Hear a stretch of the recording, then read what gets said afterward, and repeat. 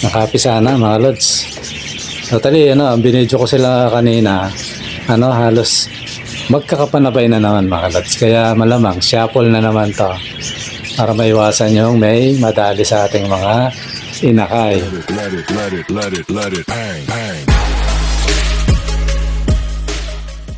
Magandang umaga mga lods. Ayan namisa na naman ang ating mga alaga. Totally,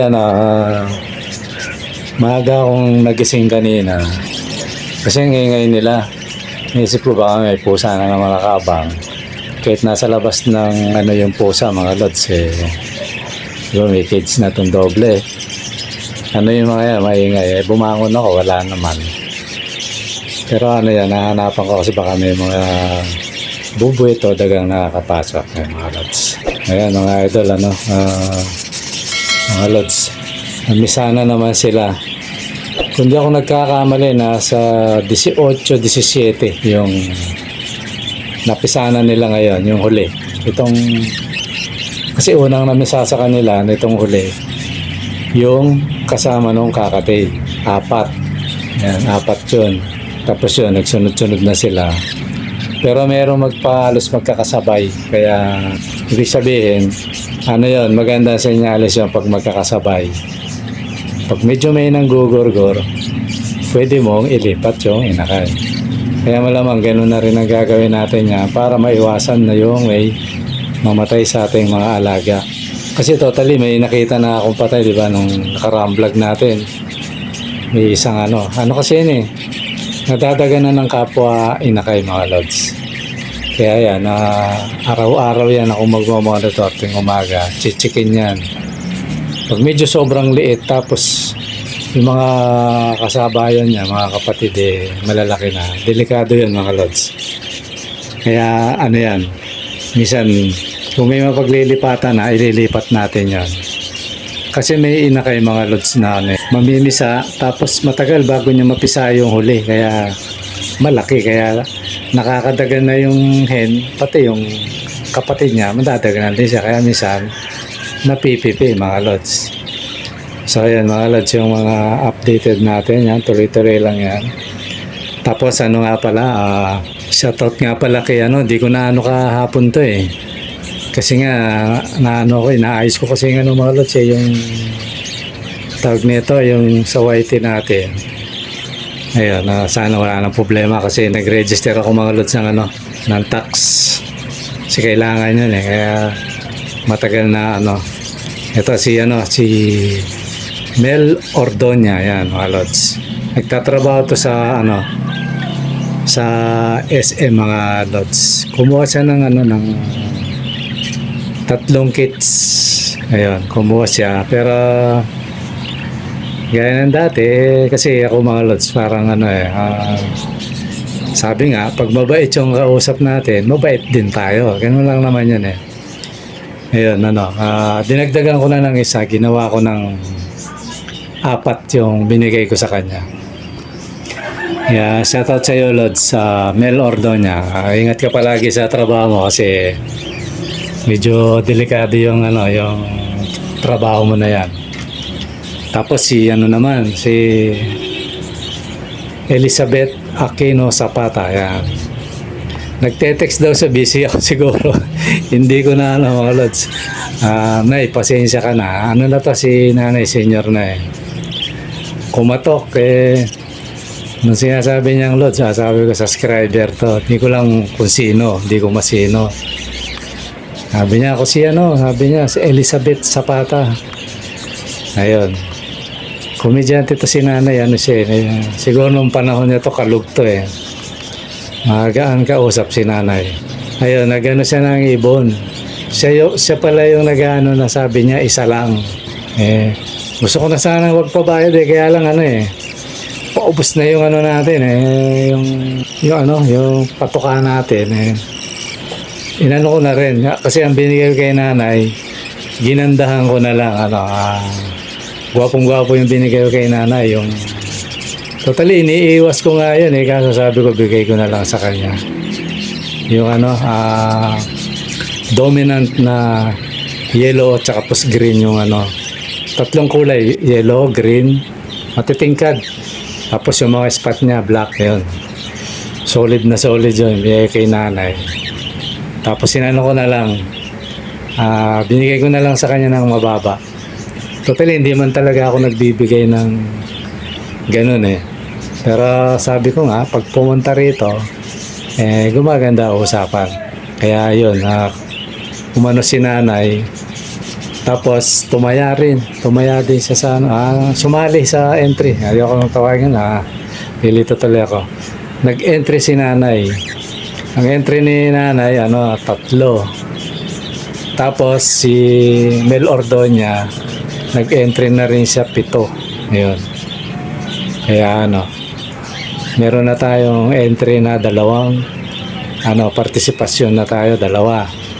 Kaya mga lods, na kayo kasi na yan. Basta lang, entry lang kayo ng entry. Pag tama na yung sukat na sa patokay, bobola na natin yan. Tsaka sa pamasahe. Yan. Ganun lang tayo kasi siguro kay yung sa akin, totally yun eh.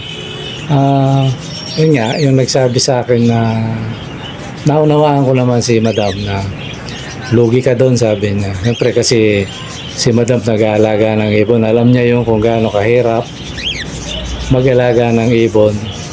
Talagang, kumbaga, nakakapagod din talaga sa totoo. Tapos yung patoka. Sabi niya, lugi ka dyan, Lods. Totally, hindi na Lods sa akin, June. Sabi niya, lugi ka dyan, June. Sabi niya, kasi naman kasi ako. Kumbaga, friendly, nga tayo. Naintindihan ko si madam, si Lods. Kasi talaga namang mahirap mag-alaga. Kaya lang, pag tinaasan ko, baka walang mag-entry, magigipit sa patoka yung natin. Kasi ang gagawin ko mga lods, baka tuloy-tuloy na to. Siguro, palipas lang ng 2 linggo, gano'n. Tapos, 3, gano'n uli, hanggat merong Tapos yung mga, naman natin, mga kids, tuloy-tuloy lang na mag-isa. Tuloy-tuloy lang sila. So, papalit-palit lang ng henerasyon yung natin. Siguro, hindi ko lang ilalabas yung kagaya na sinabi ko na in the future, gagawin nating mga breeder para paganda ng paganda. Ayun, gano'n na lang siguro mga lods. Kasi, para malay nyo, kakataya, maikot na. Kumbaga ito mga lods, huwag nyo nang isipin na hindi ako nananalo. Parang gano'n. Huwag natin parang na lang. Ipalagay na lang natin na naglalaro tayo. Para bang pag hindi tumapat yung kapalaran sa'yo, isipin mo na lang nag-sponsor ka ng ibon sa kasama natin dito sa vlog. Yun na lang, isipin mo na lang, naka-sponsor na naman ng ibon sa mga kasama. Diba? Ganun na lang. Tapos, ito pa, naka-sponsor na naman kay Lods ng patoka. Yun, ganun na lang mga Lods. Para yung hindi tayo para lang tayo naglalaro. Kaya nga binabaan ko para hindi masakit sa kahit 100 beses kang matalo hindi mabigat sa bulsa kasi banayad lang. Kumbaga para ka lang kung naninigarilyo ka, parang isang stick lang yata yan ayun mga lods mahal na sigarilyo ngayon kasi ako hindi na kasi ako naninigarilyo mga lods, kaya wala na akong problema dyan. Ayun, parang ganun lang. O kaya para ka lang nag-soft drinks, ayun, parang ganun lang mga lods, isipin natin. Ayun mga lods, tapos yun, may kwento ko lang sa inyo mga idol, yung natin, yung tawag nito, yung ating monetization, inayos ko kahapon.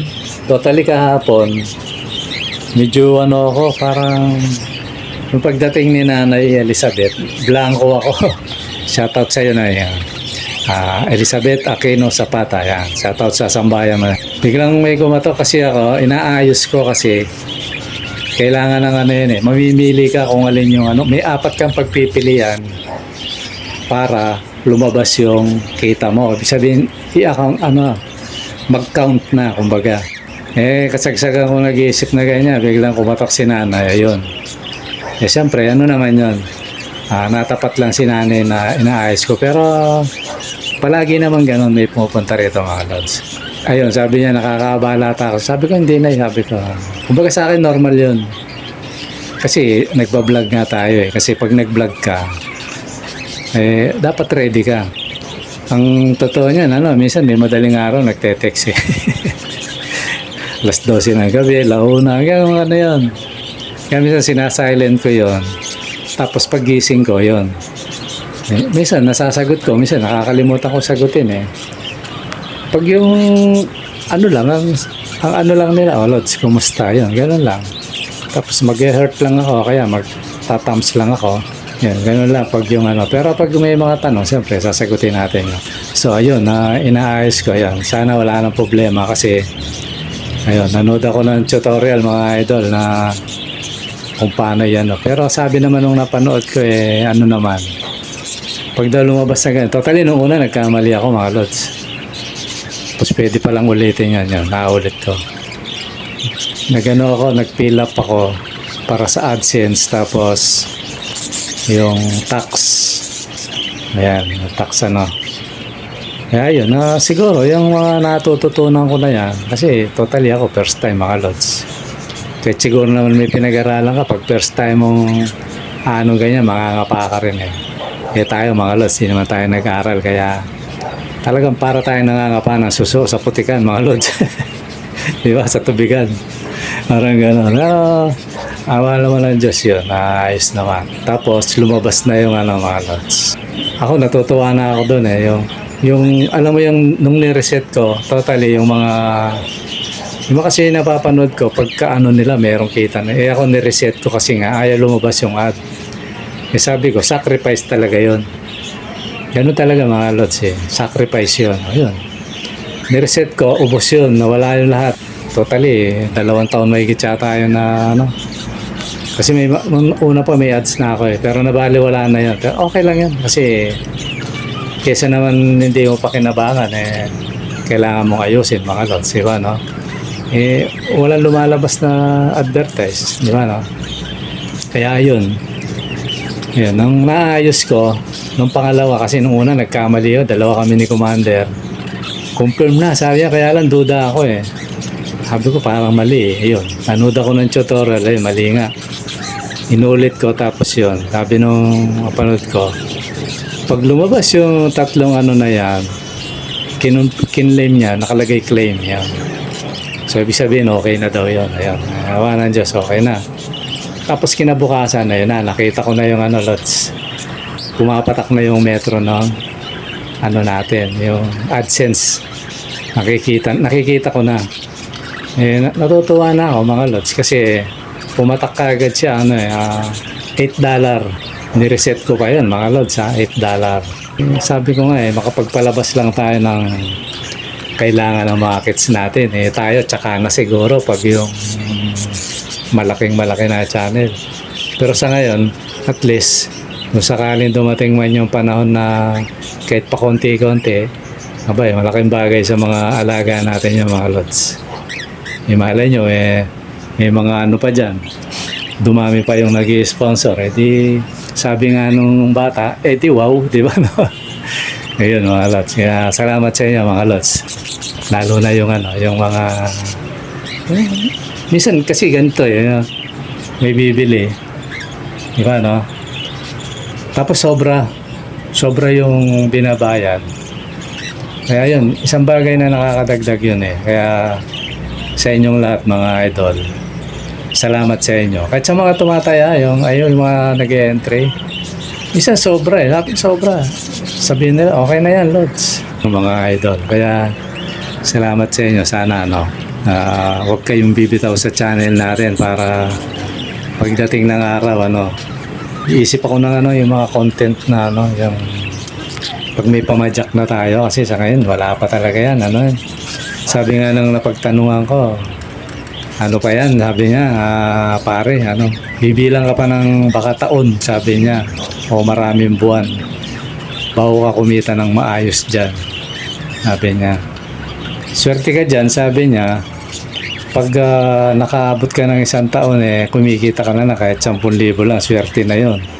O kaya $100, swerte mo na yan, kasi meron daw, talaga minsan, wala talaga. Ako naman, iniisip ko, baka, hindi mo tsinatsaga. Kasi kailangan tsagain mo to eh. Isip ka ng mga, Tali ako mga lods, nag-iisip ako ng, Kaya lang, yung naiisip ko, may kalakip na gastos eh. Kagaya ng, naiisip ko. Alam mo yung pupunta ako sa mga pet market dapat. Tatanong ka ng update, di ba, no? Tapos i-introduce yung mga ibang ibon. Di ba? Tapos punta ka sa isang lugar, halimbawa, probinsya. Kahit hindi probinsya, punta ka dito sa metro, sa Metro Manila yung may mga damuhan pa na, kagaya sa wildlife, di ba, no? Mag-introduce ka, ito, may mga ibon dito, ganyan. Kaya lang, hindi pa natin kayang gawin yun, mga lods, kasi magastos yun, sa totoo lang. Kaya wala pa tayo dun eh. Kaya tsaga-tsaga muna tayo dito sa sa viewing na ganito. Malay nyo, pagdating ng araw mapansin tayo ng ng mga sa mga vitamins ng kagaya ng wash out, yan, baka naman, di ba, no? Kagaya ng mga pampapertil, vertibird, yan, yung mga ganyan, di ba? Baka mapansin tayo niya. Vertibird, nagpapapansin na kami. Kasi, malay mo, mga lods, kasi dati gumamit din naman ako niyan. Gumamit ako niyan, ng vertibird, andyan pa nga yung bote mga lods eh. Kaya yan, totally, nanood ako ng tutorial ng YouTube kahapon. Inaano niya nga kung saan ka pwedeng i-recommenda. Kaya, kada upload ko nito, ako yung nag-check kung saan ko ilalagay yung kategorya yung ko. Nakakapagod siya, pero ganun talaga. Kasi sabi naman sa YouTube, pero katagalan, pag nakabisado na ng yan, na automated yan, kung saan ka lagi pumupunta, mag-automatic na yan. Doon ka niya ilalagay. Kasi may kategorya mga lods na yung full ads, ibig sabihin lahat ng ads papasok sa'yo. At saka yung limit. Pag limitado rin yung kikitain mo doon mga lods. Baka mamaya bigyan ka isang commercial lang. Limitado yun, mahirap yun. Kaya, ayun, nawa naman ng Diyos halos full. Tapos merong nilagay si YouTube ng limit, pero okay lang, di ko pa ginagalaw kasi views nun, mga lumang video ko 58, gano'n. Kaya okay lang. Naka-focus kasi yung ads ngayon sa mga bagong video upload. Pero panoorin niyo yung mga lods, yung mga luma kasi rin yan. Yung iba dyan meron na rin eh. Kaya yun, mga lods yung natin. Kaya sana pagdating ng araw makuha na natin yung sa pag-ibon. Tapos sa susunod mga lods yung lang naman ang pag-ibon naman puro ulit-ulit lang yan, parang teacher lang yan sa eskwela pag natapos mo isang subject na gano'n, babalik ka na naman isang buong whole year na, diba, no? Babalikan mo na naman yung topic mo nung una, para ka lang nagtuturo sa sa eskwela, di ba? O kaya yung sa TESDA, parang ganon. Ulit-ulit lang mga lods. Kaya sa mga susunod siguro, kasi yung iba baka tamad ng halukay ng babalik tayo doon sa yung kagaya ng paano ba magpa-fertile ng alaga, di ba, no? Siguro umpisahan sa paano ba ang pag-uumpisang mag-alaga ng mga kids, yan, mga ganong topic. Yan, mga tamang ilang buwan ba ang dapat bilhin. Doon ko kukunin, hindi yung breed. Kung bibili ka ng kids, mga ilang buwan ba? Di ba, 3 buwan, 2 buwan, gano'n, matured ba o Di ba, mga ganong tema natin. Tapos, pag mature na, paano ba, ilang buwan ba bago, gaano ba kalaki yung kids? Yan, ulitin natin lahat yan, mga lods, kasi ngayon kasi merong may nagtatanong sa messenger.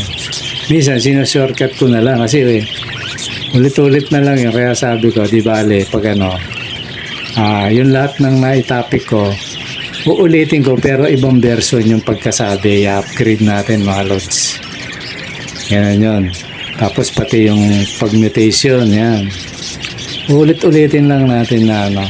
Kasi sa totoo mga lods, ano, habang tumatagal kasi pag nag-iibon ka, ano yan, nag-upgrade yung ano, yung pag-iibon mga lods. Uso ngayon, bukas hindi na uso yan. Parang ganon. Ito, mahal na mutation ngayon, bukas mura na yan. Ganon. Ito, tawag dito, ganito, bukas hindi na ganyan ang tawag.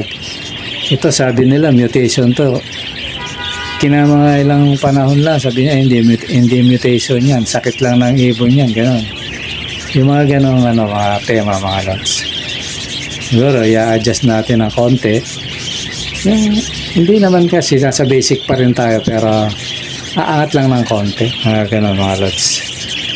Para nagaya niyan, yung mga sinanay, may mga tanong din yun eh. Tapos yan, yung mga bumibili, may mga tanong sila eh. Sabi ko nga, di ba, punta sa Messenger. Pero pinakapayo ko sana mga lods, magtanong din kayo dyan sa sa YouTube, yan, comment section. Yan, kagaya ngayon, di ba mga lods, ito yung makakatapos ng video, malalaman ko kung tinapos nyo to. Yung mga dyan, yung mga nanood, tapos yung sasali, nanood, sasali, yan, lalo na yung sasali sa entry. Yan yung area nyo, mga lods. Nakakalimutan ko kasi minsan, hindi ko alam kung taga saan yung sumasali. Nawawala sa isip ko kung taga saan siya. Yung taga Antipolo, nasasabi ko taga Pasig. Nababaliktad ko. Ayan, shoutout muna tayo mga lods sa sa susunod siguro ganun yung topic natin. Mga sakit ng ibon, yan.